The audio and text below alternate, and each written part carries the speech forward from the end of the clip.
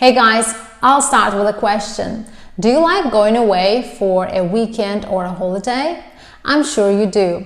Everybody likes to go to new places and experience new things, and that's what we're going to talk about today. We're going to look at some new vocabulary from Cambridge IELTS 13 passage about tourism in New Zealand. If you're ready, let's get started.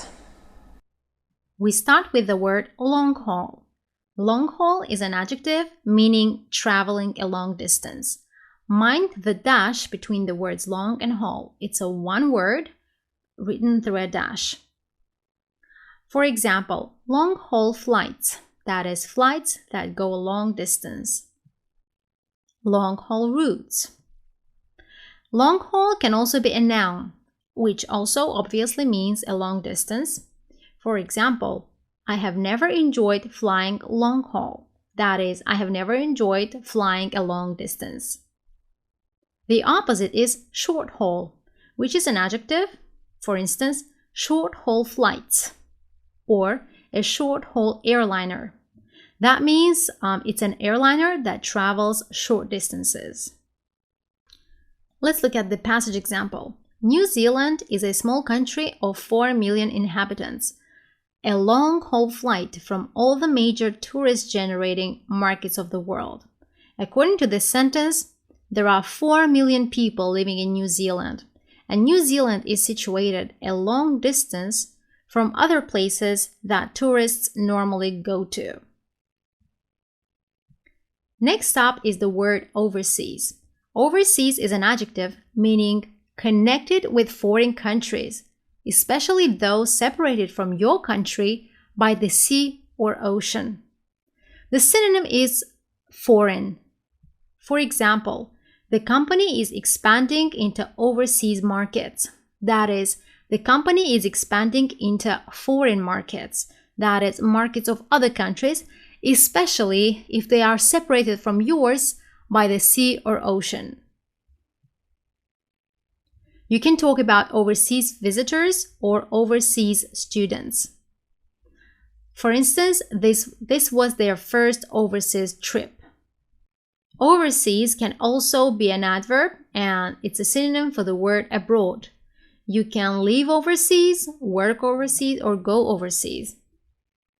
For example, the firm has started to export its goods overseas. That is, the company, the firm, has started to export its goods abroad, that is, to other countries. And a passage example, unlike other export sectors, which make products and then sell them overseas, tourism brings its customers to New Zealand. So for New Zealand, tourism is also export sector, but unlike other export sectors, the goods don't go overseas. They don't go to foreign countries. Instead, tourists, that is customers of the product, they come to New Zealand itself. The next word is campaign. Campaign is a noun, and it means a series of planned activities that are intended to achieve a particular social, commercial, or political aim. So in other words, campaign is something that you do in order to achieve something. So you have a goal and you launch a campaign to achieve that goal. You can talk about an anti-smoking campaign. That is, this campaign tries to stop people from smoking. You can talk about an advertising or a marketing campaign. A campaign can be for or against something. Well, obviously, a campaign for something supports it, supports the idea, and campaign against something goes against that. You can launch, begin, or start a campaign. You can also run or lead a campaign. For example, a campaign against ageism in the workplace. So a campaign against ageism in the workplace fights against discrimination against older people in the workplace. A group of sports people launched a campaign to promote a healthy lifestyle. So this group of sports people got together and they performed a series of actions or activities in order to make a healthy lifestyle more popular among people. So that's how they launched the campaign. Campaign can also be a verb, and it means to organize a series of activities to try to achieve something. Basically, it's got the same meaning as a noun, but it will be used differently because it's a verb.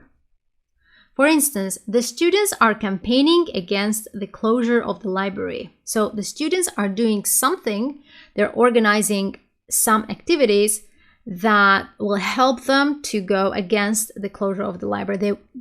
Those activities will help them prevent the closure of the library. Another example, we must campaign hard for an end to gender discrimination.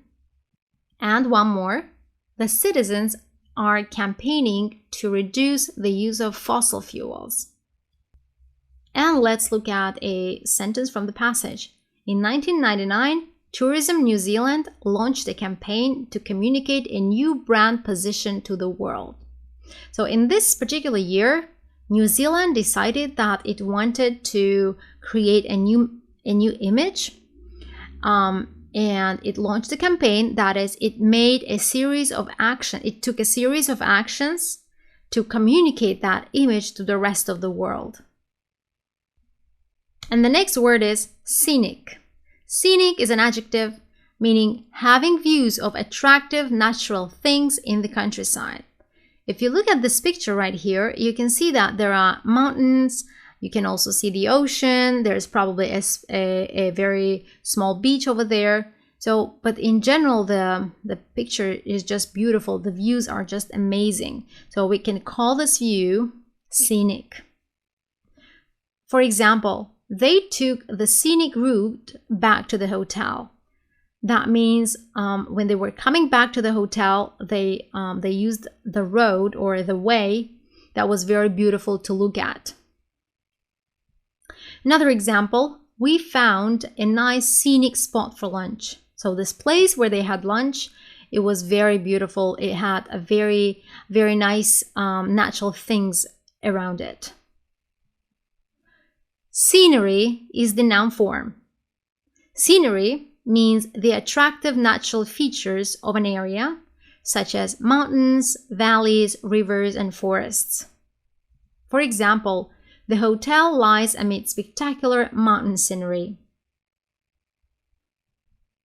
You can also talk about a phrase, a change of scene or a change of scenery, meaning a different place from where one usually is. This phrase doesn't particularly talk about the natural things, the natural world around us. It just simply identifies a different place from where we usually are. Let's look at an example. The doctor told me a change of scenery would do me good. So next week I'm going away to Thailand.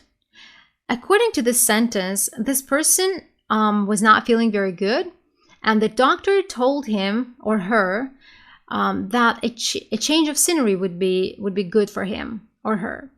That means he or she should change the place where they normally are. So they should probably go away for the weekend or go away for a week, get a holiday somewhere else, So that's what we mean by a change of scenery. You can experience a change of scenery when you just go out, when you do something different and normally go to a different place. You try not to get stuck where you normally are. Next up is exhilarating. Exhilarating is an adjective meaning very exciting and great fun. For example, young people often find danger rather exhilarating. That is, for young people, something dangerous is actually exhilarating. That is, it's exciting and they have a lot of fun when they experience danger. Another one, my first parachute jump was an exhilarating experience. Exhilarate is the verb form. So if something exhilarates you, it makes you very happy and excited. For For example, speed had always exhilarated him. In other words, speed had always made him happy and excited. Another adjective form, which is made from the verb exhilarate, is exhilarated. Exhilarated means very happy and excited, and we use this adjective to talk about how people feel.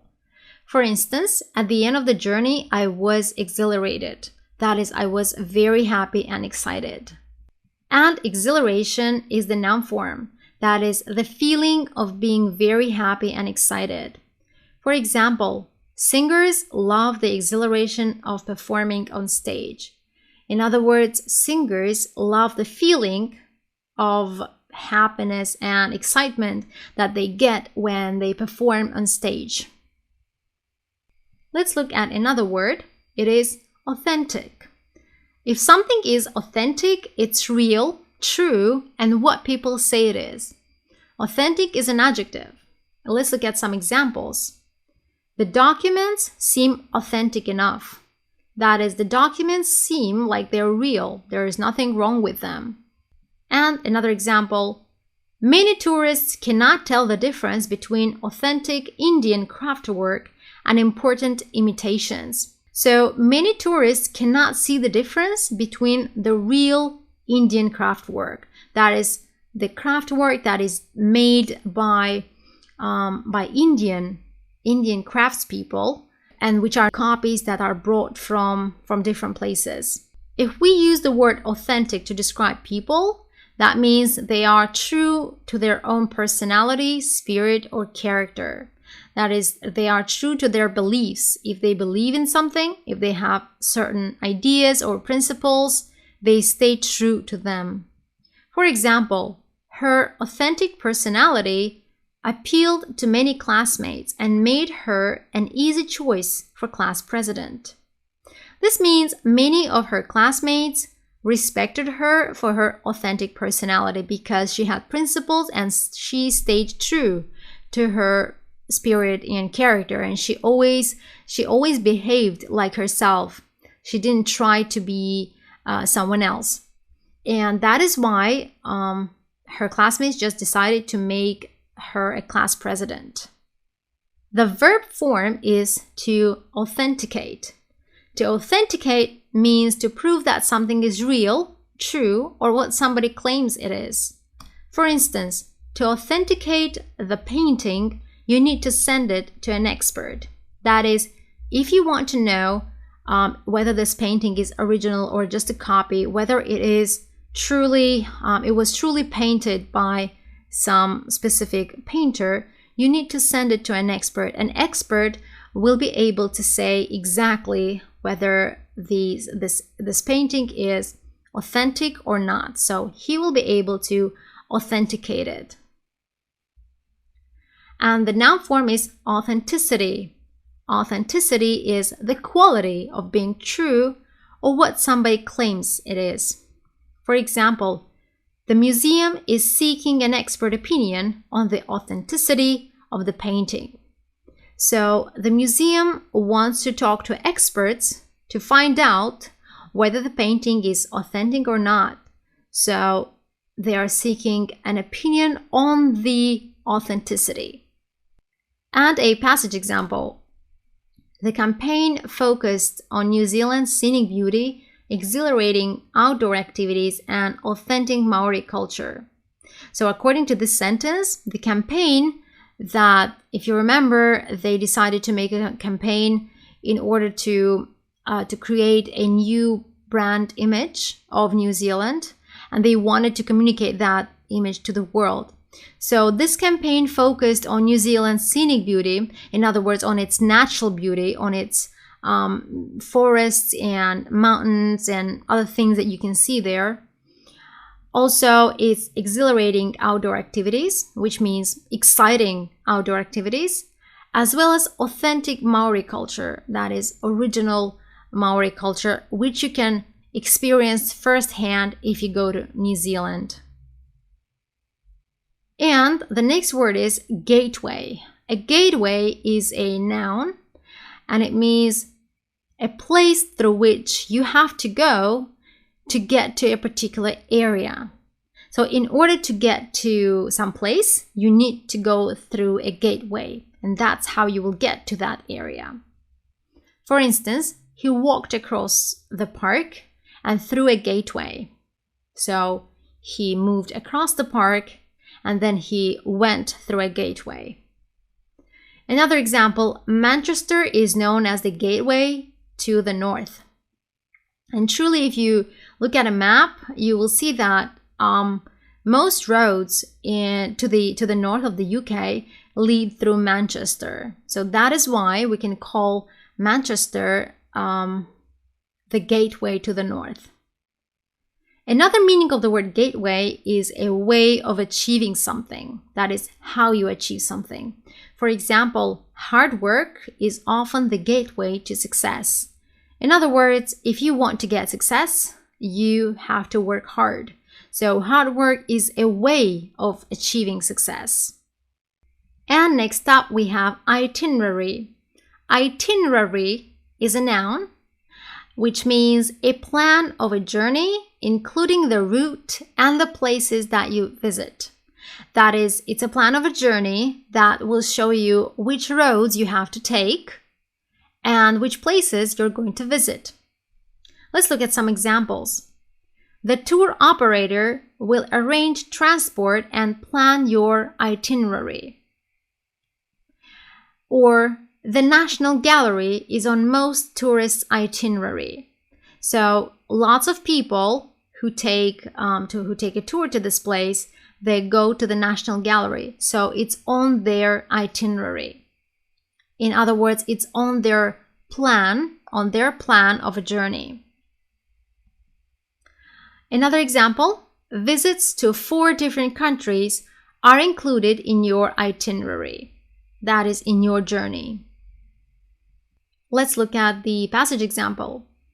As the site developed, additional features were added to help independent travelers devise their own customized itineraries. So in this passage, they're talking about this website that helped tourists to plan their itineraries. And there were some additional features that helped independent travelers, that is, travelers that didn't use the services of any tour operators or any travel agents, and they could make their own customized itineraries. So they changed the plan of their journey as they wished. And the next word is route. Some people in the US call it route, but British people will almost always call it route and not route. So in any case, it means way that you follow to get from one place to another. For example, which is the best route to take? That is, which is the best way to take in order to get where I want to get. Another example, the application showed me the quickest route to the hospital on foot. In other words, the application showed me the quickest journey to the hospital on foot. So how I could get to the hospital on foot. Another meaning of the word route is a fixed way along which a bus, train, etc. regularly travels or goods are regularly sent. So this is not a way that you follow to get from one place to another, but it's rather a fixed way which buses and trains follow. For example, the house is not on a bus route. In other words, this house is not anywhere close to the bus route. So if you leave the house, you cannot easily get on the bus. You can't just catch a bus somewhere next to the house. You might have to walk some distance or maybe take a taxi to get to the bus station or to the bus stop. Another example, the airline currently flies this route twice a day. In other words, the planes of this airline, they follow this fixed way twice a day. And the passage example. To make it easier to plan motoring holidays, the site cataloged the most popular driving routes in the country, highlighting different routes according to the season and indicating distances and times. So according to the sentence, this website that was created in New Zealand, it showed the most popular driving routes in the country. That is the most popular driving roads that drivers could take, that travelers could take.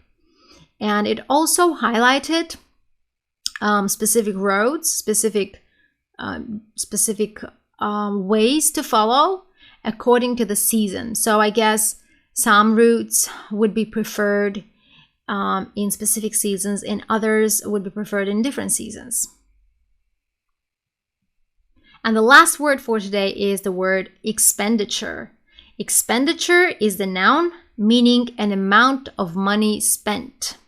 For example, you can talk about public expenditure or government or military expenditure. For example, we are forced to cut expenditure on research. In other words, we are forced, that is, we have to bring down the amount of money spent on research. This could be said by an organization that normally spends some money on research. And another example, malls require huge expenditures on air conditioning. In other words, malls need a lot of money for air conditioning. To expend is the verb. It's rather a formal verb, and it means to use or spend a lot of time, money, energy, etc. So the verb is not only about the money. For example, the company expended large sums on designing the new product. In this case, we talk about money, right? So the company spent large sums on the new product. It's hard to get good results without expending a lot of time and effort. So that means it's hard to get good results if you don't spend a lot of time or effort. And finally, the last example from the passage. Overall, tourism expenditure increased by an average of 6.9% per year between 1999 and 2004. That is, the money that was spent on tourism overall increased. It went up by an average 6.9% per year. And that is all for today. We have come to an end of this video. I hope you can not only recognize these words when you hear or read them, but you can also use them in your writing and speaking tasks. Remember, if you have any questions, you can always contact me and ask those questions. I wish you good luck with your practice. Bye!